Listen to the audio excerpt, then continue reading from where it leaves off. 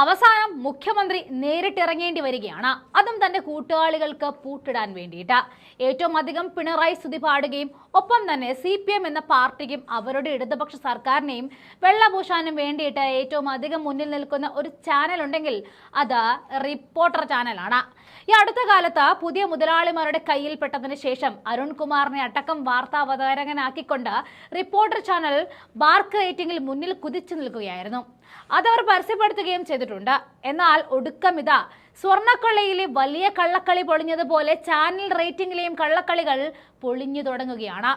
ശ്രീകണ്ഠൻ നായർ മുന്നിൽ നിന്നും നയിക്കുന്ന യുദ്ധത്തിൽ ഒടുക്കം മുഖ്യമന്ത്രിയും പെട്ടുപോവുകയാണ്. റിപ്പോർട്ടറിനെ തള്ളാനും വയ്യ കൊള്ളാനും വയ്യ എന്ന തരത്തിലാണ് ഇപ്പോൾ കാര്യങ്ങൾ നീങ്ങുന്നത്. പക്ഷെ പാർട്ടിയുടെ തലപ്പത്തുണ്ടായിരുന്ന വാസവനെയും പത്മകുമാറിനെയും ഒക്കെ അന്വേഷണ സംഘം പൊക്കി അകത്തിട്ടതുപോലെ ചാനലിന്റെ മറവിൽ നടക്കുന്ന കോടികളുടെ കൊള്ളയും ഇപ്പോൾ ശ്രീകണ്ഠൻ നായരും മീഡിയ വണ്ണും ഒക്കെ ചേർന്ന് പുറത്തുവിടുകയാണ്. സത്യം പറഞ്ഞാൽ രാവിലത്തെ ഒരു ചൂട് ചായയോ കാപ്പിയോ ഒപ്പം വാർത്തകൾ കാണുന്നവരാണ് ഒരു മിക്ക മലയാളികളും. എന്നാൽ നമ്മുടെ മുന്നിലെത്തുന്ന വാർത്തകൾ പലതും നമുക്ക് അവിശ്വസനീയമായതാണ്, കള്ളത്തരങ്ങളും പൊള്ളത്തരങ്ങളും ഉള്ളതാണ് എന്നൊക്കെ മലയാളികൾ ഇന്നിപ്പോൾ തിരിച്ചറിഞ്ഞുകൊണ്ടാണ് വാർത്തകൾ കാണുന്നത്. എന്നാൽ അതിനേക്കാൾ ഏറെ വലിയ ഒരു തട്ടിപ്പിന്റെ കഥയാണ് ഇപ്പോൾ ശ്രീകണ്ഠൻ നായർ പുറത്തു കൊണ്ടുവരുന്നത്.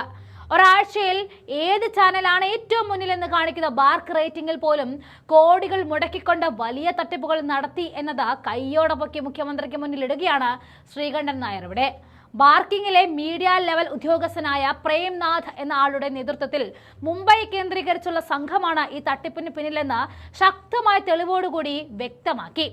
കേരളത്തിലെ ഒരു ചാനൽ ഉടമയുടെ അക്കൗണ്ടിൽ നിന്നും പ്രേംനാഥിന്റെ വാലറ്റിലേക്ക് കോടികൾ എത്തിയെന്നാണ് കണ്ടെത്തിയിരിക്കുന്നത്. ക്രിപ്റ്റോ കറൻസി USDT വഴിയാണ് ചാനൽ ഉടമ പണം കൈമാറ്റം ചെയ്തിരിക്കുന്നത്. ബാർക്ക് ജീവനക്കാരൻ പ്രേംനാഥും കേരളത്തിലെ ആ ചാനൽ ഉടമയും തമ്മിൽ നിരന്തരം ഫോൺ വിളികളും വാട്സപ്പ് ചാറ്റുകളും നടന്നു.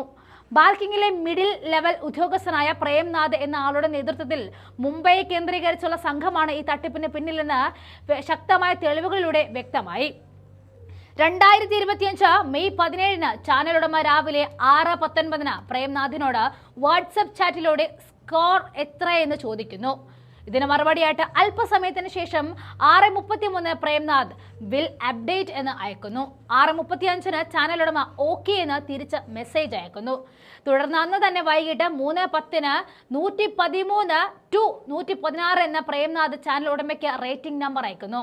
തുടർന്ന് വന്ന റേറ്റിംഗ് ഈ നമ്പർ കൃത്യമായെന്നതും തട്ടിപ്പിന്റെ തെളിവായി അവശേഷിക്കുകയാണ്. ചാനൽ ഉടമയെ നിരന്തരം വിളിച്ച ഉദ്ദേശിച്ച പ്രതികരണം കിട്ടാതിരുന്നപ്പോൾ sorry please do the commitment എന്ന മറുപടിയും പ്രേംനാഥ് അയച്ചു. ഇതിന് മറുപടിയായിട്ട് ചാനൽ ഉടമയുടെ പെയ്ഡ് എന്ന മെസ്സേജിന് പ്രേംനാഥിന്റെ മറുപടി തംസ് അപ്പ് ആയിരുന്നു. വരുന്ന വാരങ്ങളിൽ 24ന്റെ റേറ്റിംഗ് 4ാം സ്ഥാനത്ത് എത്തുമെന്ന് ഇന്നലെ ചാനൽ മുതലാളിക്ക് പ്രേംനാഥ് മെസ്സേജ് അയച്ചിട്ടുണ്ട്. സ്വന്തം ചാനലിലെ റേറ്റിംഗ് വർദ്ധിപ്പിച്ച പരസ്യ വരുമാനം വർദ്ധിപ്പിക്കുന്നതോടൊപ്പം മറ്റ് ചാനലുകളുടെ റേറ്റിംഗ് താഴ്ത്താനുമുള്ള കഴിഞ്ഞ ഒരു വർഷത്തിലധികമായി കേരളത്തിൽ വിജയകരമായി നടപ്പിലാക്കി വന്ന ചാനൽ ഉടമയുടെ ഗൂഢതന്ത്രമാണ് ഇവിടെ വെളിവാകുന്നത്.